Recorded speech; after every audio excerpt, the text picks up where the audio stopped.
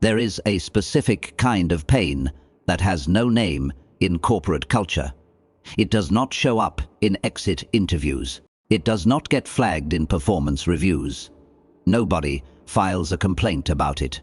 But it sits inside millions of employees every single day, quietly reshaping who they are and how they see themselves inside every office, every meeting room, every promotion cycle they were part of, but never actually chosen in. It is not failure. Failure is visible. Failure gets addressed. This is something quieter and far more damaging than failure. This is the psychology of never being the first choice. And the reason it is so destructive is not because it happens once. It is because it keeps happening consistently, predictably, silently. And every time it does, something shifts inside the person it keeps happening to. Not dramatically, not all at once, but slowly, in the way that water reshapes stone. The brain begins to adapt, the identity begins to reorganize, and by the time most people realize what has happened to them psychologically, the patterns are already deep. My name is Berlin. I work in a corporate office, and I want to tell you what that reorganization actually looks like from the inside. This is not about job performance. I need to make that clear right now. This is not about people who are underperforming or disengaged or coasting. This is about employees who show up, who deliver, who are competent and present and willing. And still, when the opportunity comes up, when the project lead needs to be chosen, when the manager scans the room for someone to trust with something meaningful, that person is not them. It is never them first. It was never me first.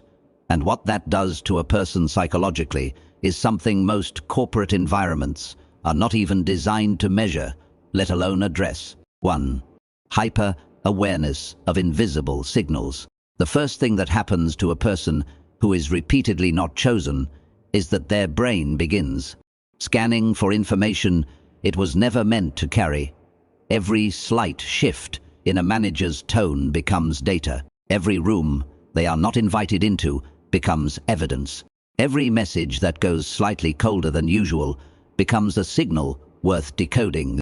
Psychologists call this hypervigilance, and in corporate settings, it develops as a direct cognitive response to repeated uncertainty about one's standing.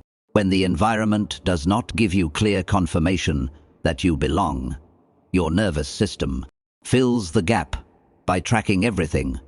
I started noticing things most people around me never even registered. Who got the first reply on a group thread? Whose idea got expanded in a meeting versus whose idea got acknowledged and then quietly buried? Whose name came up organically when leadership talked about future plans?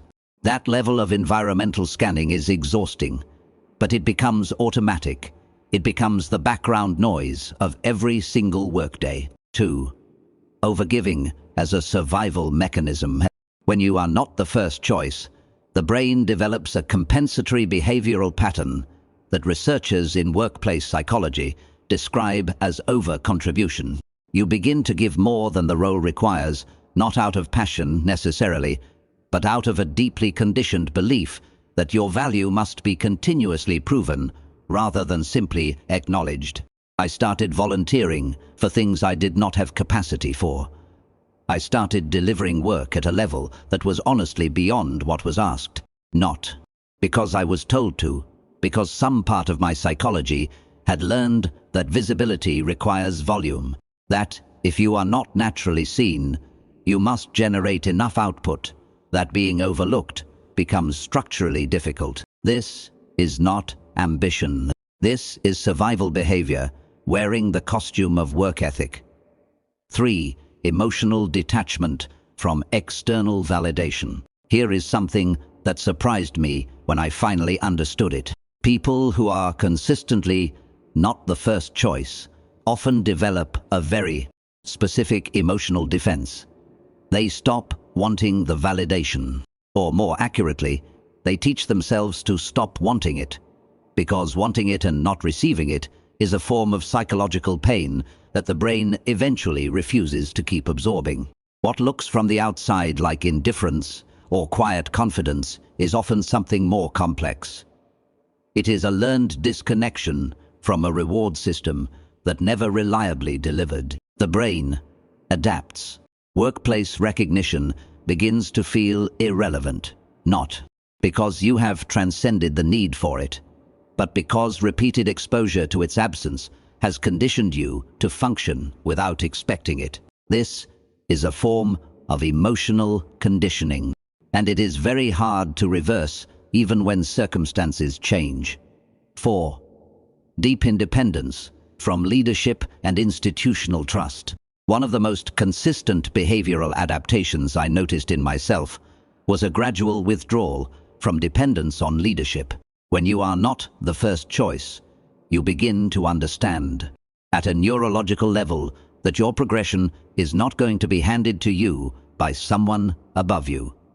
And so you stop building that expectation. You stop waiting for the tap on the shoulder. You stop looking to your manager as a source of opportunity or movement. Instead, you begin building internal systems, internal metrics for your own value, internal standards that do not require external confirmation to feel real. Psychologically, this looks like self-sufficiency, and in many ways it is, but it is also a response to a specific kind of institutional rejection. Trust in leadership erodes not through one dramatic moment, but through the accumulation of small, repeated experiences of not being chosen. And once that erosion sets in, it is structural. It changes how you relate to every professional authority figure you will ever encounter after that. 5. The fear of being replaceable becomes a baseline condition. Corporate environments teach people that value is conditional. But for employees who are not the first choice, that lesson is absorbed more deeply than it is for others.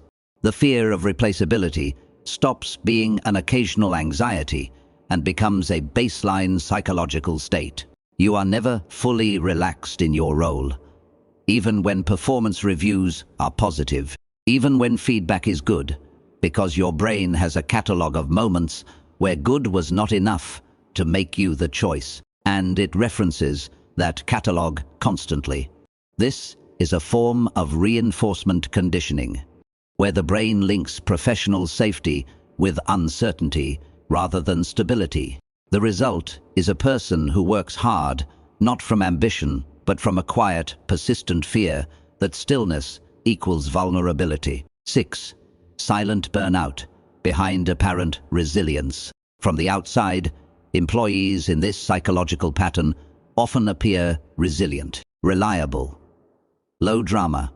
They do not complain loudly. They do not create conflict around recognition. They absorb disappointment without visible reaction. But what looks like emotional strength is very often internal burnout, running underneath a professional surface. The energy required to constantly scan, constantly compensate, constantly detach and reattach while managing the psychological weight of being repeatedly unseen is enormous. And it does not disappear. It accumulates. What organizations often misread as a stable, low-maintenance employee is frequently someone operating in a state of chronic psychological depletion while maintaining functional output. That gap between appearance and internal reality is one of the least discussed costs of being unseen in a corporate environment. 7. Preference for competence over connection. Over time, employees in this psychological position begin to unconsciously shift their identity anchor from belonging to expertise. Since inclusion and first-choice selection have not been reliable sources of professional affirmation, the brain redirects towards something more controllable: skill, knowledge, output quality, things that cannot be taken away by someone else's preference. This looks like a growth mindset from the outside, but it is often a psychological pivot away from relational investment in the workplace and toward a form of self-contained professional identity. Belonging feels risky when belonging has been inconsistent. So competence becomes the safer bet. Now, here is what matters. None of this is weakness. None of this is fragility or a lack of professionalism. These are learned adaptations. The human brain is extraordinarily efficient at developing behavioral and emotional responses that match the conditions it consistently encounters. When the conditions include repeated non-selection, the brain restructures itself to survive and function within that reality. The patterns that form are not character flaws. They are the output of a specific reinforcement cycle playing out inside a corporate environment that was never designed to examine the psychological cost of being overlooked. In corporate environments, being unseen repeatedly does not just change careers, it changes identity. It changes the way a person reads a room, builds trust, experiences ambition, and defines their own professional worth. And most of the time, the organization never notices what it costs the person to keep showing up anyway. Subscribe for more psychology of workplace behavior.